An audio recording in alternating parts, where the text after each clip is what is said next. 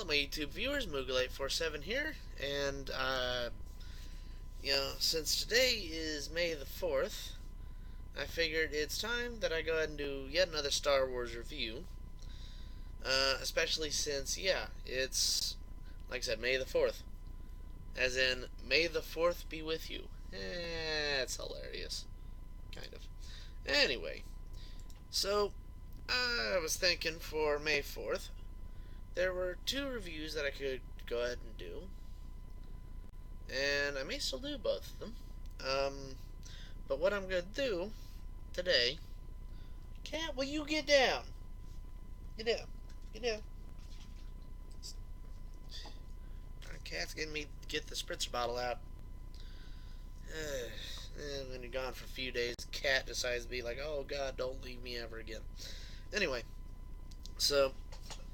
like I said, for today, we are actually reviewing the newest Star Wars, The Force Awakens, which, this is the non-BB-8 box art version, which I thought looked a lot cooler.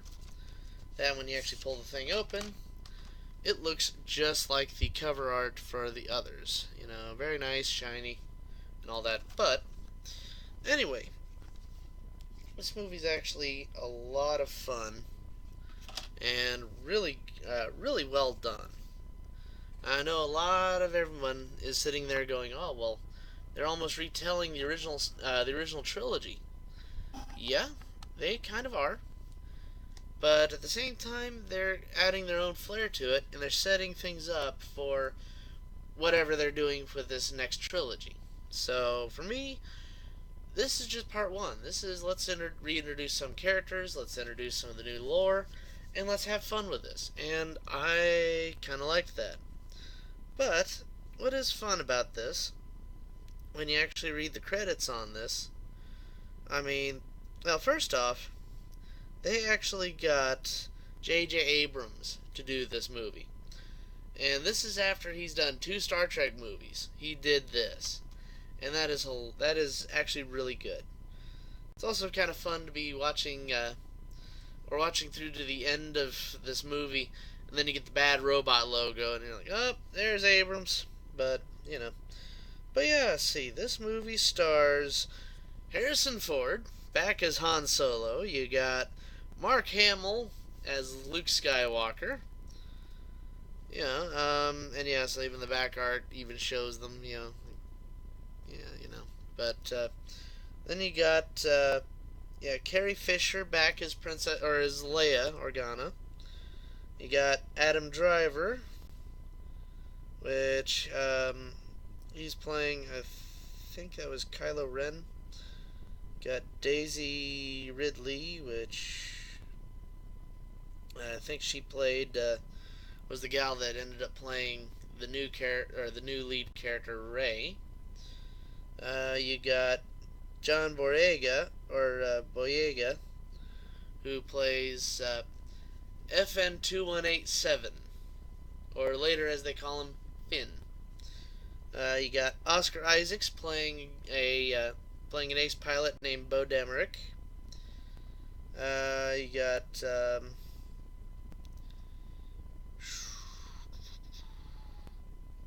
God. Actually, I think I may have messed those up. I'm sorry.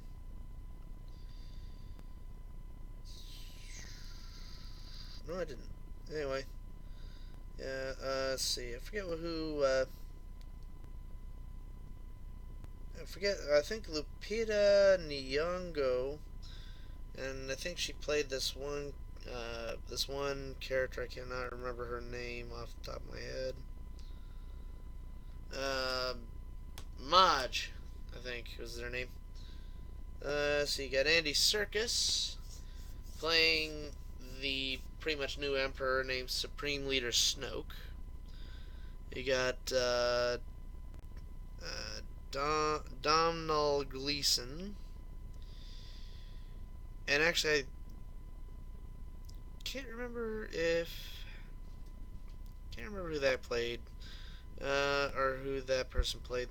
You got Anthony Daniels back as C-3PO. You got Peter Mayhew back as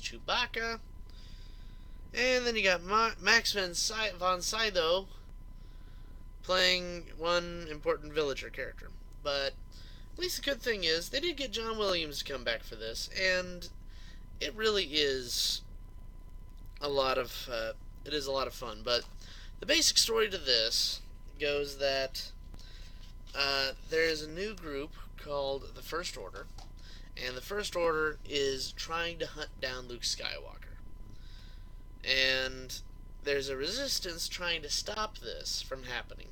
And trying to stop the First Order... Get down, cat! They're trying to stop the First Order from also destroying the New Republic. But along the way, you have Kylo Ren, who, after killing a bunch of villagers for a piece of a map that will lead to Luke Skywalker, they go up and they have this. You have like some really good use of Force powers, including someone actually being able to use the Force to stop blaster bolts. Cat just jumped on top of my monitor. Get! Darn cat. She is so excited today. Anyway. Making me really wish I'd done this earlier. You weren't this excited. Anyway, so... Like I said,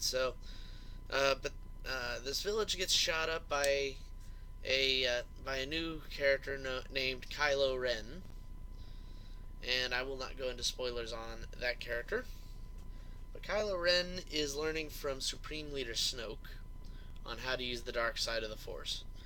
And Kylo Ren is kind of neat. He's got this face mask, has this voice modulator in it. Although, when you do actually see him without his mask, his voice is pretty darn deep and sounds about the same anyway. But he's the guy that has this lightsaber that a lot of people had a controversy of when they first saw it. Because they looked at it and they said, why in the world does it have these two bits on the side that can easily be cut off and won't make too much of, or won't be too good of a hilt? I looked at that thing and I said, it's a light claymore. Those are awesome. Claymores were designed to be like, okay, you can still slice somebody really good, but if you end up getting into close combat with somebody and you need that extra shove, you can then put your hand on the blade and shove in, and the Claymore's got those two blades on the sides of the hilt. You can shove that into somebody, do damage. And no, I am not talking about the explosive called a Claymore.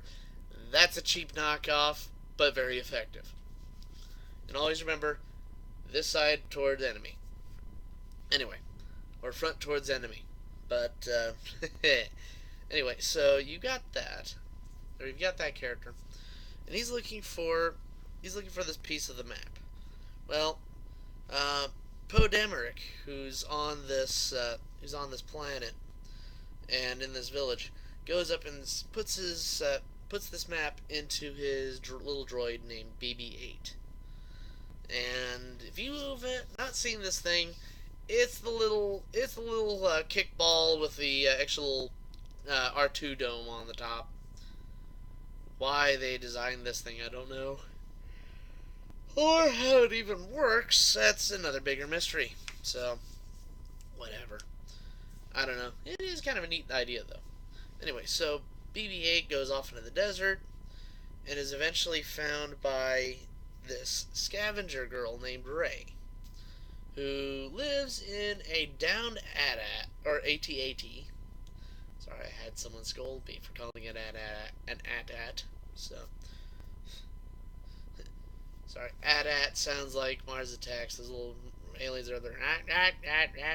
Anyway, so what ends up happening? This whole time, while Rey finds this droid, meanwhile, Poe, after getting interrogated by Kylo Ren, ends up being set free by the stormtrooper that was also in the town that Kylo Ren was in. But he suddenly has a change of conscience, or a change of mind, and decides he doesn't want to serve the First Order anymore. So he goes off and decides to set Poe free. And knock it off, Cat. Cat? Gonna piss me off here in 1 second.